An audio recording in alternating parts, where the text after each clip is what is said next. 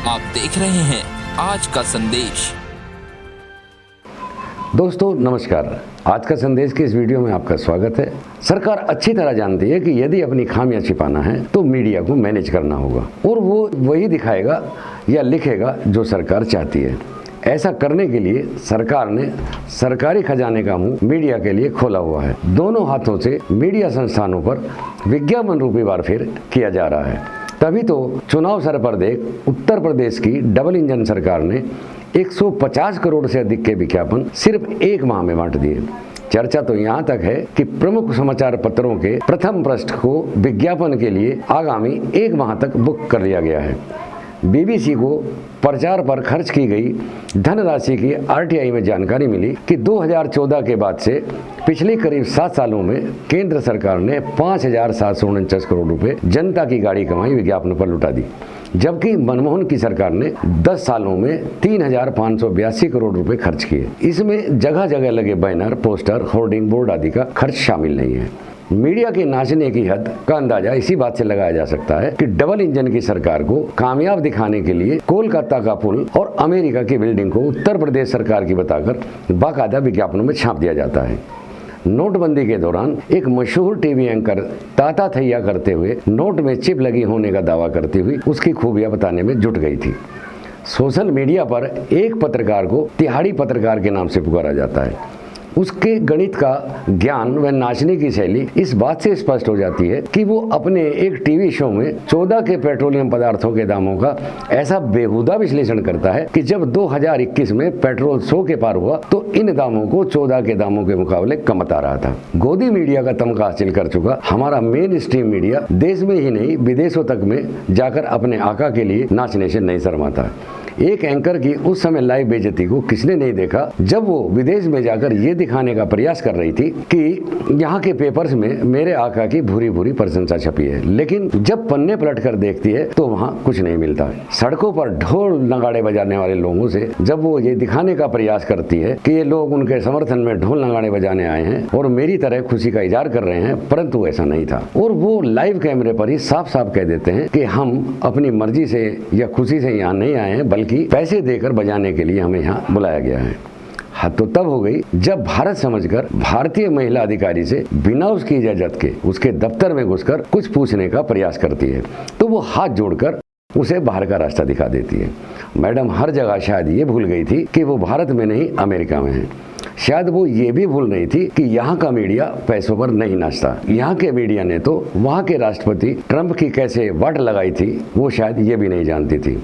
Main stream media ने देश के सबसे लंबे चले किसान आंदोलन को कैसे कुचलने का प्रयास किया सब जानते हैं। कैसे उसने किसानों को खालिस्तानी, टुकड़े टुकड़े गैंग, विदेशी धन व विपक्षी पार्टियों से गुमराह चंद किसानों का आंदोलन साबित करने का प्रयास नहीं किया था। उसको भयंकर सर्दी की बारिश में कपकपाते किसान क्यों नहीं दिखाई दिए? 45-46 डिग्री की भीषण गर्मी में खुले आसमान के नीचे गर्म लू से पिटते किसान क्यों दिखाई नहीं दिए? महामारी के भयंकर दूसरे दौर में अपने घरों से दूर सड़कों पर बैठे हमारे अन्नदाताओं की कोई भी चिंता क्यों नहीं हुई? भारी बारिश में सड़कों पर भीगते किसान क्यों नहीं दिखाई दिए? उसको अगर दिखाई देता है तो किसानों के लंगर में बनने वाला पिज्जा, जलेबी, आलू ब्रेड के पकोड़े, दूध की खीर, किसानों के टेंटों में लगे कूलर, पंखे, एसी, यानी इस गोदी मीडिया को धरना स्थल पर शहीद किसान भी नजर नहीं आया। जब हताश व निराश किसानों से सरकार लगातार करीब 8 महीनों तक कोई वार्ता नहीं कर रही थी तो क्यों इस मीडिया के मुंह में दही जमी हुई थी? किसान नेता राकेश टिकैत एक बार नहीं अनेकों बार कहते हैं कि कलम और कैमरे पर बंदूक का पहरा है। इसके बावजूद मीडिया की समझ में कुछ नहीं आता। इसलिए किसानों ने कई मीडिया संस्थानों को अपने आंदोलन में घुसने या कवरेज करने पर रोक तक लगा दी थी। कई एक गोदी मीडिया के पत्रकारों को ट्रोल कर किसानों ने भागने पर मजबूर भी किया था और किसानों की जीत हुई। इससे भी गोदी मीडिया कोई सबक लेने को तैयार नहीं है। यही मेन स्ट्रीम मीडिया एक फिल्मी कलाकार की आत्महत्या को हत्या साबित करने में 3 महीने लगातार लगी रहती है, लेकिन कामयाबी हासिल नहीं हुई। यही वजह है कि विज्ञापन के दम पर मेन स्ट्रीम मीडिया ने मुख्य मुद्दों को गायब कर दिया है। महामारी के दूसरे दौर में जब लोग अपनों की जान बचाने के लिए रेमडेसिविर, ऑक्सीजन व जीवन रक्षक दवाओं को ब्लैक में खरीद कर भी अपनों की जान नहीं बचा पा रहे थे और लोगों को जलाने के लिए लकड़ियां तक नसीब नहीं हो रही थी, शमशान घाटों में अपनों को जलाने के लिए लंबा इंतजार करना पड़ रहा था, शमशान घाटों की सच्चाई छिपाने के लिए लोहे की चादरों से उन्हें ढका जा रहा था, शवों को जलाते जलाते विद्युत शब्द आग्रहों की मशीनों की चिमनियां पिघल रही थी, गंगा में लाशें तैर रही थी, रेत में दबाई जा रही थी, मौत के आंकड़े छिपाए जा रहे थे। उस समय मेन स्ट्रीम मीडिया अपने आका की शान में कसीदे पढ़ रहा था कि हमने विदेशों में वैक्सीन व दवाइयां निर्यात की हैं। क्यों वो ये सवाल नहीं उठा रहा था कि 1 साल की महामारी के दौर में भी हमने अपनी तैयारियां क्यों नहीं की?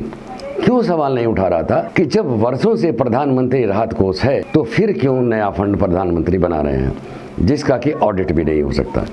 दोस्तों, ऑक्सीजन प्लांट 1 से 1.25 करोड़ की मामूली सी लागत में तैयार हो जाता है, तो फिर क्यों सरकार ने अस्पतालों में नए ऑक्सीजन प्लांट नहीं बनवाए जबकि कोविड की दूसरी लहर आने की चर्चा जोरों पर होती? इस पर भी कोई सवाल क्यों नहीं पूछा गया कि अस्पतालों में डॉक्टर, नर्सिंग व अन्य स्टाफ की कमी आज तक भी क्यों बनी हुई है जबकि तीसरी लहर की दस्तक बताई जा रही है? बढ़ती बेरोजगारी, बढ़ती महंगाई, घटती अर्थव्यवस्था, बढ़ते बैंक घाटे, देश की बेची जा रही संपत्तियों पर भी वो क्यों सवाल नहीं उठाता? बढ़ते सांप्रदायिक तनाव को रोकने के बजाय दिन रात हिंदू मुस्लिम एजेंडा चलाकर क्यों देश का माहौल बिगाड़ने पर तुले हैं? क्यों सांप्रदायिक वक्तव्य देने वालों पर कठोरतम कार्रवाई करने की मांग हमारा मेन स्ट्रीम मीडिया नहीं करता? सुदूर इतिहास में जर्मनी, रवांडा व हाल ही में म्यांमार में हुए सांप्रदायिक नरसंहार को कौन नहीं जानता जिसमें लाखों लोगों की मौत हुई? फिर भी ये सांप्रदायिक एजेंडा क्यों चलाया जाता है? विश्व के सबसे बड़े युवा देश को क्यों उचित शिक्षा, उचित स्वास्थ्य व सबको रोजगार की बात नहीं करता? क्यों इन युवाओं को देश के निर्माण में लगाकर देश के विकास की बात नहीं करना चाहता? क्यों इन्हें सांप्रदायिक बनाना चाहता है? क्यों मीडिया ने सवाल नहीं उठाया कि मोदी जी, आपने आज तक के पिछले 7 वर्षों के कार्यकाल में कोई भी प्रेस वार्ता क्यों नहीं की? प्रश्न कड़वे जरूर है लेकिन देश हित में आप सोचिए जरूर। 5 राज्यों में चुनावी बिगुल बच चुका है। ये मीडिया के लिए कमाई के दिन होते हैं। खूब विज्ञापन मिलते हैं, पेड न्यूज दिखाई जाती है, लिखी जाती हैं, एक रैली को लाइव दिखाने में लाखों रुपया मिलता है। कल फिर नए वीडियो में मुलाकात होगी। अपना प्यार व सहयोग हमें लाइक व सब्सक्राइब कर देते रहें। आपका प्यार व सहयोग ही हमारी ताकत बनेगा। नमस्कार।